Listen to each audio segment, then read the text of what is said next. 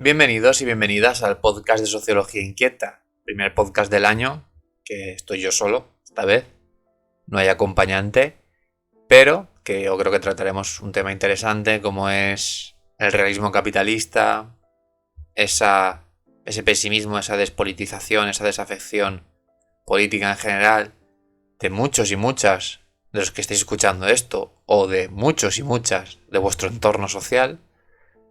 Y bueno, creo que el autor contemporáneo que mejor trata esto, sin duda, sin ninguna duda, es Mark Fisher. Sin embargo, este podcast, aunque se va a centrar en la obra de Fisher, en realidad se centra en algunas preguntas, yo creo que muy importantes, ¿no?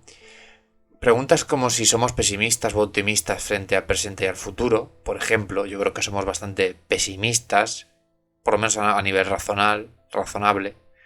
Otras de la razón, aunque luego hay unos impulsos irracionales que siempre nos hacen ser muy optimistas. Por ejemplo, con la crisis climática, ¿no? Siempre pensamos que va a haber una prórroga donde vamos a poder hacer medidas extraordinarias para poder paliarla, cuando estamos viendo que quizás esas medidas ya estén llegando demasiado tarde. Además, también hay otra pregunta, quizá ya más relacionada con Fisher, que es la de ¿por qué no creemos en poder lograr una sociedad mejor, ¿no? Hay un inmovilismo social porque en realidad no se piensa o no se cree que pueda haber una mejora social. De hecho, esto nos lleva a la tercera pregunta que me gustaría formularos, que es la pregunta por excelencia de Fisher, ¿no? La de ¿nos cuesta imaginar más el fin del mundo que el fin del capitalismo? Pues bueno, Fisher esto no lo convierte en una pregunta, sino en una afirmación. Es decir, nos cuesta más creer que el capitalismo pueda cambiar a imaginarnos miles de hipotéticos escenarios finales y derrotistas. De hecho, esta frase, la de que vivimos en una sociedad donde nos cuesta imaginar o que imaginamos antes el fin del mundo que el fin del capitalismo, es una frase que se le atribuye a Slavoj Zizek, el filósofo, filósofo contemporáneo, al igual que Fisher, pero que en realidad también, o en realidad esta frase originalmente viene o pertenece a otro filósofo marxista, más mayor que ellos, que murió justo en 2024, que se llama Fredric Jameson, filósofo estadounidense y marxista, que tiene una amplia obra que desde la crítica cultural o desde el estudio marxista de la cultura, pues bueno, nos explica por qué ya no vivimos en la modernidad, sino en una época, en una historia, una sociohistoria diferente, en una época diferente, que es la posmodernidad o el capitalismo tardío, ¿no? El capitalismo tardío o el capitalismo avanzado también hace referencia a esto, pero defiende este concepto de la posmodernidad como la lógica cultural del capitalismo tardío. De hecho, tiene un libro que se llama literalmente así. Cito a Jameson porque Jameson es la principal influencia teórica para que Fisher elabore el concepto que vamos a tratar hoy más en profundidad, que es el concepto de realismo capitalista. Que tengo varios podcasts ya y vídeos en YouTube de Sociología Inquieta y en el Instagram de Sociología Inquieta, hablando mucho sobre esto. Sobre realismo capitalista, sobre ironía depresiva, sobre crítica cultural.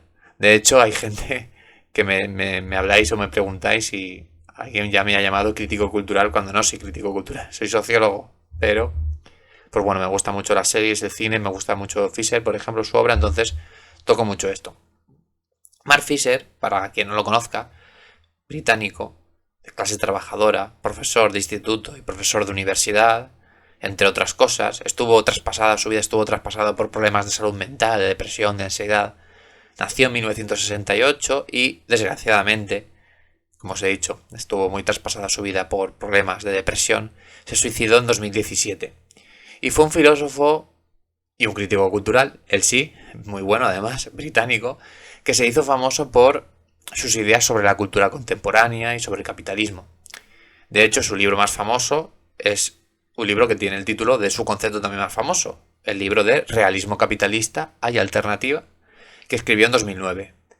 En este libro, Fisher lo que explica básicamente es cómo el capitalismo se siente como el único sistema posible y además esto lo que causa es que aplasta la imaginación de alternativas políticas, quiero decir.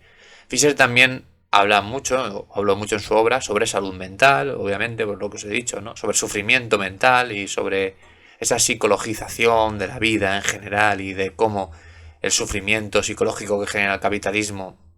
Ahora, pues bueno, intentamos entenderlo todo desde esta gran moda de la psicología individualista y conductual, cuando en realidad esto es un problema social a gran escala. De hecho, quizá quien no está deprimido o está ansioso por el contexto al que el proletariado y la clase trabajadora nos estamos viendo sumergidos en todo el mundo. De hecho, me gusta mucho porque me habláis mucha gente de Latinoamérica y veo que, obviamente, en el sur global, en Latinoamérica, tenéis problemáticas más graves que en España, en muchos casos, ¿no? Pero lo que quiero decir es que veo como el proletariado internacional de todo el mundo, pues pasa obviamente por penurias, al igual que aquí en España, o incluso peores, ¿no? Todo este contexto obviamente nos hace estar en depresión, en ansiedad o estar muchas veces anímicamente bajos, de defensas, ¿no? De hecho, Fisher, lo interesante es que, bueno, aborda esto y además lo aborda conjugándolo con el surgimiento de Internet, con la juventud, cómo la cultura y los medios influyen en nuestras vidas, ¿no? Y acaba haciendo como un análisis muy interesante su obra. De hecho, os recomiendo mucho que leáis, por ejemplo, el libro de Realismo Capitalista. Podríais empezar por ahí si queréis leer a Fisher, donde hace un análisis muy profundo con ejemplos de la cultura pop para entender el mundo de hoy. Yo creo que eso lo hace, pues bueno, muy interesante, ¿no? Y sin postergarme mucho, porque tampoco va a ser muy largo este podcast, ¿no? No sé cuánto durará, cuánto me costará explicaros todo lo que os quiero explicar. Pero básicamente quería explicaros el concepto de realismo capitalista más relajado, porque sí que eso, como os he comentado, escrito y he hecho algún vídeo sobre él, pero bueno, quería hacer un podcast como más pausado. Básicamente, el realismo capitalista es un concepto muy interesante y yo lo definiría básicamente como un rasgo sociohistórico, ¿no? De hecho, como el rasgo sociohistórico más importante de nuestra época actual. Sin embargo, que es lo curioso y lo importante de este concepto, la mayoría de gente no lo desconoce. De hecho, esto es una de las características del realismo capitalista, la invisibilidad. Digamos que, por avanzar un poco en la definición, el realismo capitalista es como una especie de característica de la actualidad donde la hegemonía del capitalismo es tan grande que vemos y percibimos a la ideología capitalista como algo natural y no como lo que realmente es, que básicamente pues es algo obviamente ideológico, político, sociológico, ¿no? El capitalismo es algo innatamente social, ¿no? Por tanto, al percibir el capitalismo como algo natural, como si fuera una montaña, como si fuera un mar, como si fuera algo inamovible, inmutable, y no como algo ideológico, como un constructo de valores, ideas y de maneras de organizar la economía, la producción y de un conjunto de relaciones sociales mediadas por el capital, lo que pasa es que entendemos que es algo, o lo entendemos, pero sobre todo lo sentimos como algo ahistórico, es decir, algo que no está afectado por la historia, que es inmutable, omnímodo, que en realidad sí que es un poco así, ¿no? De hecho, la lógica cultural del capitalismo actualmente, el realismo capitalista, es tan aplastante que genera esta sensación. Pero hay que, digamos, rasgar ese tupido velo que la ideología capitalista nos causa, ¿no? Porque sí que hay alternativa, obviamente que la hay. De hecho, el capitalismo es un sistema social y la sociología sabe muchísimo y sabe muy bien que los sistemas son dinámicos y que la sociedad cambia y que la historia solo ha hecho que cambiar a lo largo de su vida, ¿no? La historia de la humanidad. Solo se puede entender la historia de la humanidad como la historia del dinamismo y de los cambios sociales. Para atrás, para adelante, eso sería otro tema, pero el cambio siempre está ahí, es inherente a la sociedad actual, ¿no? La entropía, básicamente, es una ley física, pero que afecta a las sociedades también. Además, Fisher nos hace un esbozo bastante interesante para entender por qué vivimos en el realismo capitalista. Y bueno, básicamente Fisher nos comenta 4 grandes rasgos que tenemos que tener en cuenta para rasgos sociohistóricos, quiero decir, o acontecimientos sociohistóricos, ¿no?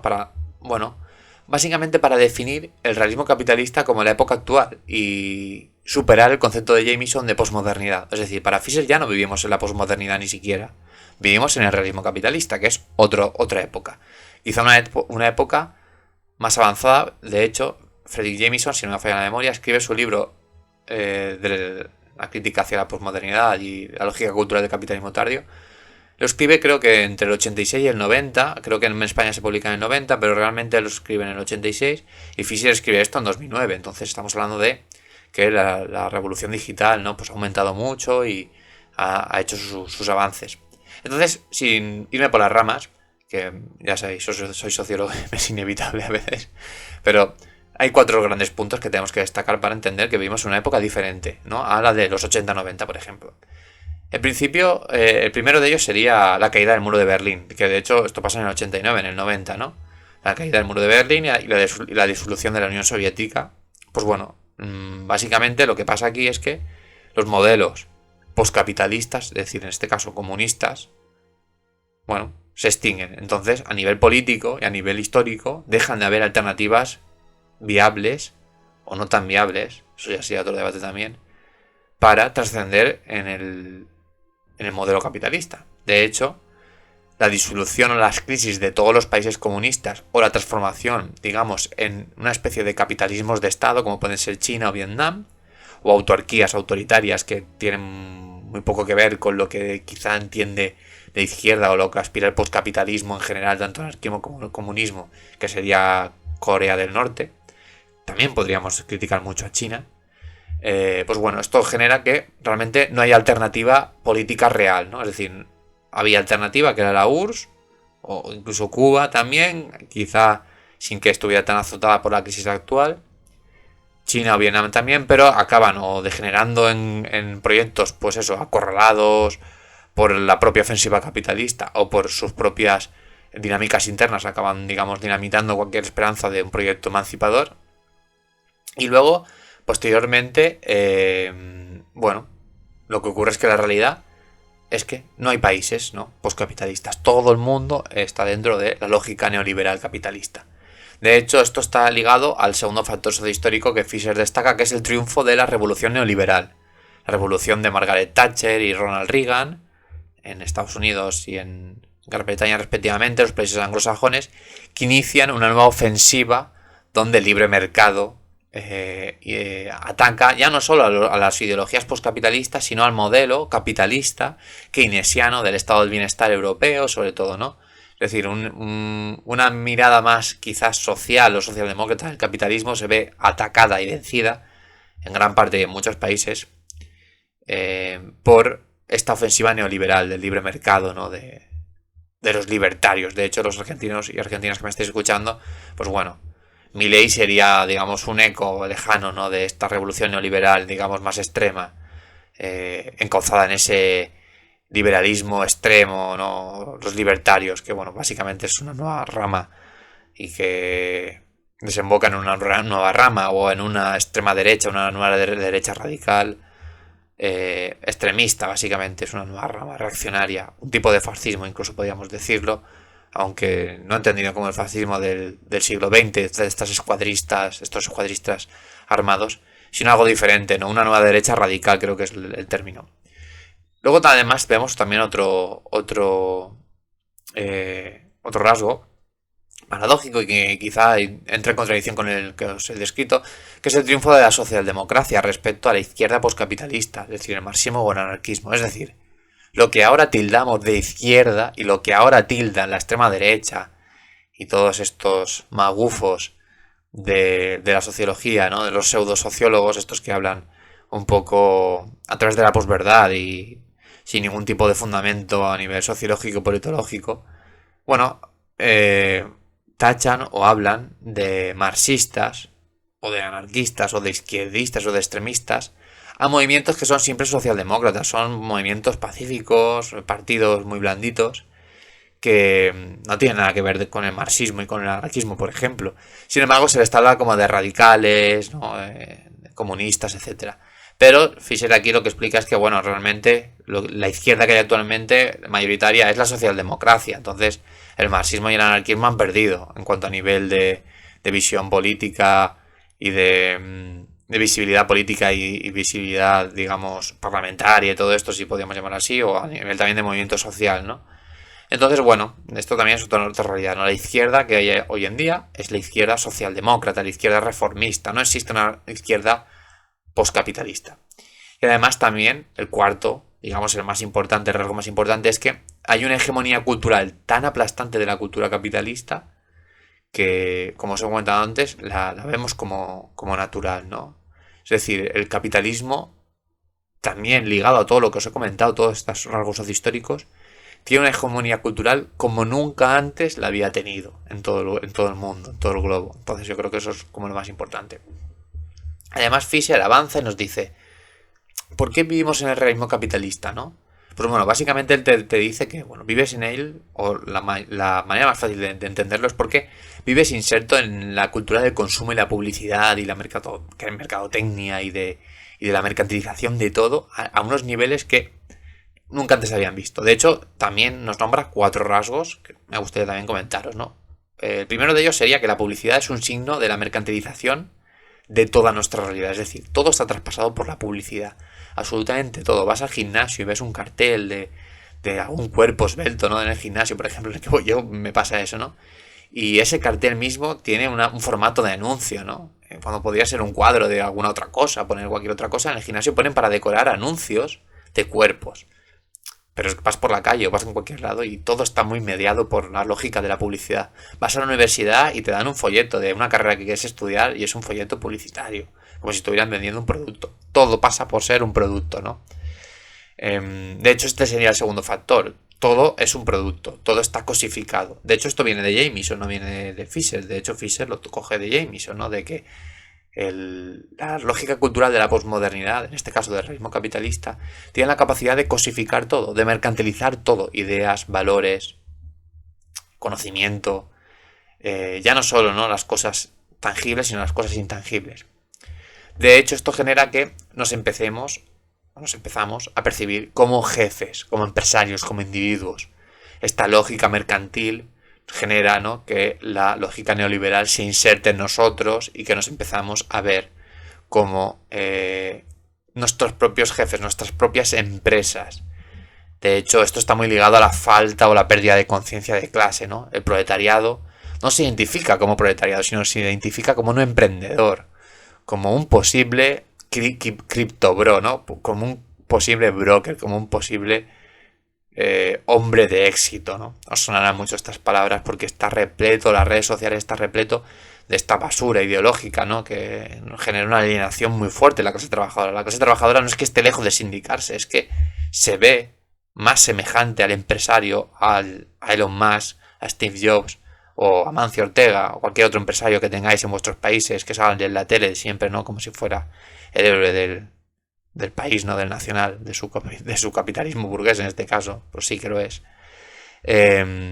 Bueno, se sienten más identificados, ¿no?, con esta gente, gran parte, no toda obviamente, pero gran parte de la clase trabajadora se siente identificado con estas figuras arquetípicas y no con lo que son objetivamente, que son, pues, proletarios, trabajadores, ¿no?, al servicio del capital. Entonces, bueno, lo que ocurre es que acabamos siendo una especie de empresas y de consumidores que acaban perdiendo la identidad de clase en esta sociedad de consumo. ¿Y esto qué acaba? Pues esto acaba ocasionando lo que os he venido a contar en el podcast, que nos despoliticemos de una manera radical y que solo exista en nuestra vida el capital, toda su hegemonía cultural y toda su rueda consumista. De hecho, esto yo creo que está muy ligado también a que o lo podemos ver también en la estética, es decir, la estética y los símbolos de las ideologías antagónicas a el capitalismo hoy en día también son un bien de mercado. Os lo vais a entender si hago un ejemplo. Las camisetas de el Che Guevara. No, yo creo que es algo como muy obvio. El Che Guevara, que fue una persona que dio su vida por conseguir un postcapitalismo, en este caso un comunismo, se vende como un producto. Es decir, la idea de algo o de alguien que está totalmente opuesto al capitalismo y que mataría y mata y mató por ello, ¿no?, y se defendió por ello, hoy en día se vende como un producto capitalista más. Y con ello podemos hablar de muchos otros símbolos, de muchos otros símbolos comunistas que hoy en día se venden simplemente como productos o incluso ideas comunistas, o etcétera. Entonces, básicamente, que el Che Guevara sea un bien de mercado actualmente nos muestra que la hegemonía capitalista es de dimensiones que muchas veces, pues, sinceramente, cuesta asimilar, ¿no? De hecho, lo que ocurre es que como vemos una hegemonía tan grande, a veces es inconsciente, pero a veces sí que es consciente, nos centramos básicamente en el culto del individuo, en el culto individual. ¿Por qué? Porque no vemos alternativas sociales. O sea, ¿para qué nos vamos a organizar si el sistema este es inamovible? Si esto es la naturaleza en sí del humano. Así es como lo percibimos. Entonces, ¿para qué vamos a sindicarnos? ¿Para qué vamos a protestar? ¿Para qué? Es decir, el capitalismo funciona de manera autónoma y va un poco tal, y lo percibimos como si fuera eso, una autoridad autónoma. Entonces, lo que pasa es que nos genera malestar. Entonces, como nos genera malestar, decimos, bueno, entonces, ¿qué hacemos para paliar este malestar? Bueno, pues tenemos remedios individuales, que además estos remedios individuales nos lo vende el propio capitalismo. Es decir, y resumo, en lugar de organizarnos políticamente, lo que acabamos haciendo es volcar nuestra mirada en el consumo. Viajes, experiencias, yoga, ir al gimnasio, compras de todo tipo, hobbies de todo tipo. Todo eso está bien, quiero decir. No, tampoco hay que ir un poco a la anécdota, ¿no? Entonces, todo el mundo tiene esas cosas porque tenemos ocio, tenemos tiempo libre y obviamente, ¿no? Y ese tiempo libre se gasta en hacer cosas, en disfrutar de lo que sea. Pero todo esto se ha convertido muchas veces en una válvula de escape, ¿no? Es decir, al no creer en soluciones políticas, buscamos remedios paliativos que mitiguen nuestro malestar, básicamente. Entonces, nos cabe, ya para acabar el podcast, os pregunto, cuando formulamos mentalmente, ¿no? Nos autoformulamos mentalmente. Voy al gimnasio para despejarme. Voy a yoga para quitarme el estrés del trabajo. Me voy de viaje para desconectar.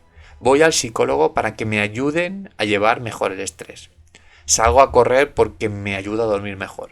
Salgo de fiesta el sábado y me emborracho para evadirme de la semana de trabajo que me viene el lunes. De lunes a viernes. Todas estas frases que os he formulado entran dentro de cosas de ocio, pero no las estaremos haciendo en realidad porque es la única, digamos, opción política que entendemos como viable. No la estaremos haciendo, o no estaremos haciendo todo esto porque entendemos que es la única manera de evadirnos, porque es la última herramienta política que tenemos en esta desafección tan grande. Bueno, darle una vuelta, os leo en los comentarios si quieres dejar alguno en el podcast o hablarme en redes, por Instagram, por Twitter. Hemos habilitado, por cierto, y para acabar, contradicciones del capital, pero bueno, ya sabéis que es un proyecto totalmente autogestionado. Entonces, hemos habilitado en Spotify una suscripción de €1, $1 al mes para poder mejorar el equipo, comprar cámaras y micros y estas cosas. Evidentemente no estáis obligados, pero si a alguien le apetece y puede, pues se le agradecerá.